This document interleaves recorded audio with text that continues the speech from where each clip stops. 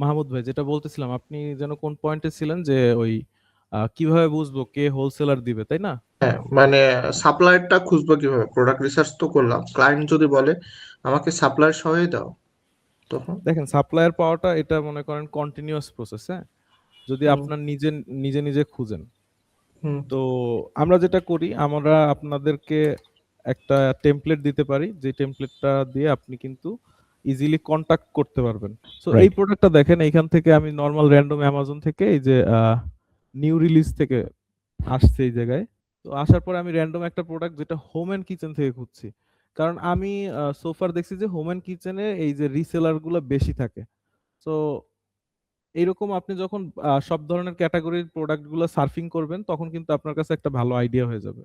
So এইখানে দেখেন, এইখানে প্রথমে যে বাই বক্স পাইছে সে হইলো শিপার বা সেলার অ্যামাজন.কম, অ্যামাজন নিজেই, তাই না? কিন্তু এই আইটেমটা কিন্তু আইডিয়াল, এই আইটেমটা দেখেন, হ্যাঁ। তো এইভাবে আইডিয়াল কোনটা আইডিয়াল না কোনটা, এটা আপনার নিজের জাস্টিফাই করতে হবে। কিছু টুলস নিলে হবে কি, আপনার ডাটাটা আসলে ক্লিয়ার থাকবে। আপনি যখনই একটা কোম্পানির সাথে রিসার্চ করতে যাইতেছেন, আপনার ডাটা ক্লিয়ার রেখে করা উচিত, কারণ তাইলে আপনি আলটিমেটলি লাস্টে গিয়ে আপনি সেল জেনারেট করতে পারবেন কিনা, অথবা আহ, মানে আপনার প্রফিট হবে কিনা। আলটিমেটলি লাস্টে গোল তো প্রফিট হয় বিজনেসে, তাই না? সো এই জিনিসগুলো মাথায় রেখে আপনার প্রোডাক্ট সিলেক্ট করতে হবে। দেন হলো ওই প্রোডাক্টের যে সাপ্লায়ার, তাদের ইমেল পাঠাইতে হবে।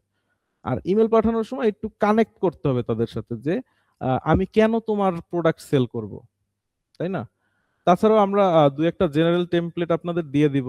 তারপর মনে করেন আপনাকে সে বলল যে আচ্ছা তুমি আমার এখানে অ্যাপ্লাই করো, হ্যাঁ, তোমাকে আমি একটা চিপ প্রাইজে, হোলসেল প্রাইজে প্রোডাক্ট দিব, তুমি আমার অ্যাসিনের আন্ডারে সেল করবা।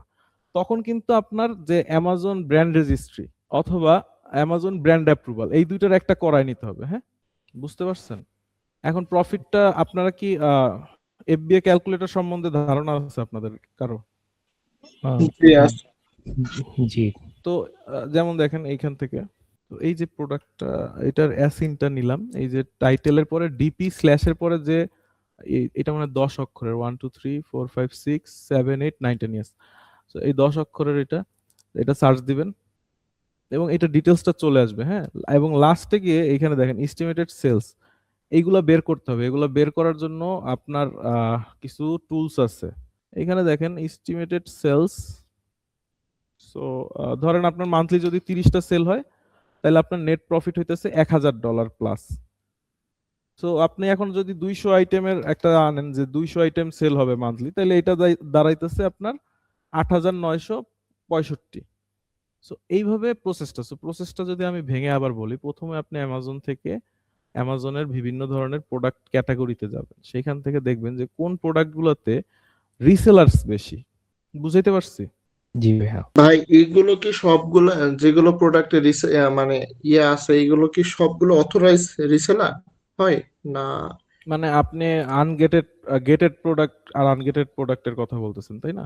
না, অনেক সময় দেখা যায় গেটেড প্রোডাক্টেও আনঅথরাইজ রিসেলার ঢুকে পড়ে আপনি old as account. A virtual assistant আপনি কেন আনঅথরাইজড এগুলা করবেন? আলটিমেটলি আপনারা হয়তো জানেন যে এইভাবে যে টাকাগুলা কামানো হয় না, এটা শুধু ওই অনলাইনেই দেখা যায়। এই টাকাটা কিন্তু একটা সেলার লাস্টে মনে করেন উইথড্র করে নিয়ে আসতে পারে না, তাই না?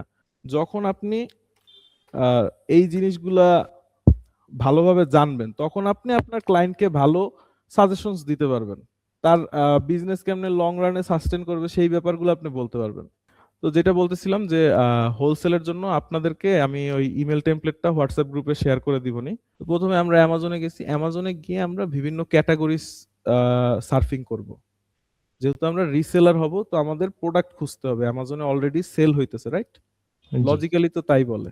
সো বেশি হাই প্রোফাইল প্রোডাক্টে গেলে হবে কি, মানে সেইখানে দেখবেন যে হয় অ্যামাজন নিজেই এটার একটা seller, one of the seller. তো ওই টাইপের প্রোডাক্টগুলো আমরা স্কিপ করব যেই প্রোডাক্টগুলোতে অ্যামাজন নিজেই সেলার। আবার ওই প্রোডাক্টগুলো আমরা স্কিপ করব যেই প্রোডাক্টটাকে ওই ব্র্যান্ড নিজেও সেল করে, ঠিক আছে, বা ওই মুহূর্তে ওই ব্র্যান্ড নিজে সেল করতেছে। এই টাইপের প্রোডাক্টগুলো আমরা কিন্তু নিতে পারবো না। তাতে হবে কি, সবসময় ওই ব্র্যান্ডেরই কন্ট্রোল থাকবে, অথবা অ্যামাজন থাকলে অ্যামাজনের সাথেও একটা নর্মাল রিসেলার টিকে থাকাটা একটু টাফ। মানে এইটাই সত্যি কথা যেটা। তো আমরা অলরেডি একটা ক্যাটাগরিতে আসছি, যেটা হলো home and kitchen, right? Home and kitchen. আর এগুলাকে বলা হয় চাইল্ড ক্যাটাগরিজ। তো তো হোম এন্ড কিচেন থেকে আমরা ধরেন এখান থেকে ক্লিনিং সাপ্লাইসে গেলাম। এই প্রোডাক্টটা দেখেন, এই প্রোডাক্টটার শিপার হলো অ্যামাজন, এছাড়া আরো 4টা সেলার আছে। এই আইটেমটা স্কিপ করি, যেহেতু এটা অ্যামাজন চয়েসে চলে গেছে, এই টাইপের আইটেমের এমনিও পাওয়াটা একটু টাফ হয়ে যায়। হ্যাঁ, এই জন্যই বলছিলাম যে অ্যামাজন চয়েস আইটেমগুলো আমরা মানে সরি অ্যামাজন সেল করে এমন আইটেমগুলো যেন আমরা না নিই।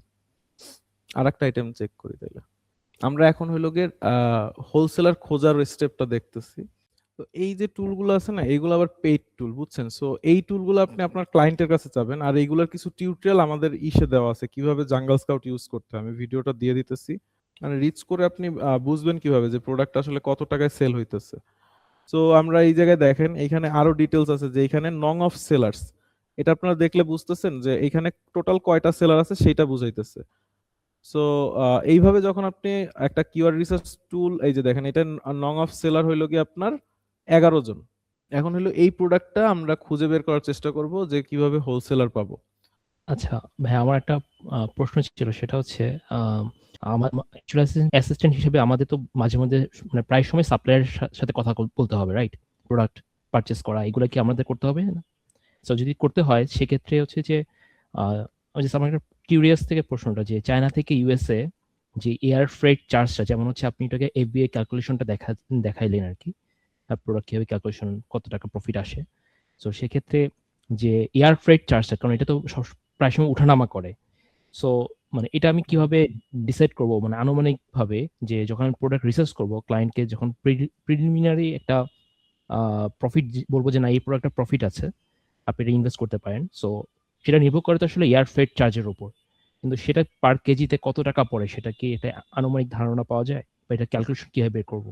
এটার জন্য যেটা করবেন সেটা হলো আপনি ধরেন আলিবাবা, জি হ্যাঁ, এই টাইপের ওয়েবসাইটে গিয়ে আপনি সাপ্লায়ারদের সাথে কথা বলবেন। কথা বলে দেন হইলো ওই দেখবেন যে ওরা একদম শিপিং সহ এফবিএ তে ওরা একদম ডিরেক্টলি প্যাকেজ করে পাঠায় দেয়। আপনি যদি ব্যাক এন্ডে গিয়ে এফবিএ শিপমেন্টটা ক্রিয়েট করেন, সেই ক্ষেত্রে কিন্তু ওই যে আপনার মাপঝোক অনুযায়ী তারা প্যাকেজ রেডি করে প্রোডাক্টের জন্য, এবং শিপমেন্টটা তারা সেন্ড করে দেয় আপনি যেই মাধ্যমে চান। যদি ফ্লাইটের মাধ্যমে চান ফ্লাইটে, যদি চান হলো গিয়ে শিপের মাধ্যমে শিপের মাধ্যমে, বুঝছেন? জি ভাইয়া, বুঝতে পেরেছি। আরেকটা কোয়েশ্চেন আছে ভাইয়া, সেটা হচ্ছে যখন প্রোডাক্ট রিসার্চ করি মাঝে মধ্যে দেখি যে একই সেলার, সাপোজ একটা অমুক ব্র্যান্ড, অমুক স্টোর, সে সেম প্রোডাক্টে 2-3টা লিস্টিং করতেছে, এক ফার্স্ট পেজেই সে 2-3টা লিস্টিং করছে সেম প্রোডাক্ট। এটা কি মানে সে ইচ্ছা করে করতেছে, মানে এটা এটা আসলে কিভাবে করে আর কি? এটা সেম প্রোডাক্ট 2-3টা লিস্টিং একসাথে তো দেখার কথা না। তার মানে হইলো সে ডুপ্লিকেট লিস্টিং করছে। মনে করেন সে 2-3টা ইউপিসিতেই সেম জি প্রোডাক্ট দিছে, তাই না? আচ্ছা, সো আপনি যে টপিকগুলো বলছেন এগুলো হলো অ্যামাজন পিপিসির কাজ। পিপিসি হইলো মার্কেটিং, মানে অ্যামাজনের ব্যাক এন্ডেই মার্কেটিং এর অপশন আছে। ধরেন আমি আপনাদের যদি একটু এক্সাম্পল দিই, ধরেন এই যে আমি একটা বাইক চেঞ্জ লিখে সার্চ দিলাম না। ভাই, স্ক্রিনটা দেখা যাচ্ছে না। ও সরি, স্ক্রিন শেয়ার হয়েছে। জি ভাইয়া। ধরেন এই যে বাইক চেন লিখে সার্চ দিছি, হ্যাঁ, এখানে স্পন্সর্ড লেখাটা দেখছেন? জি হুম, তো এইটা কিন্তু একটা অ্যাড। এই যে পুরো ওয়েবসাইটটা আছে না, এর ভিতরে এই প্লেসটাতে এটা কিন্তু একটা অ্যাড। হ্যাঁ, বুঝতে পারছেন? জি বুঝতে পেরেছি।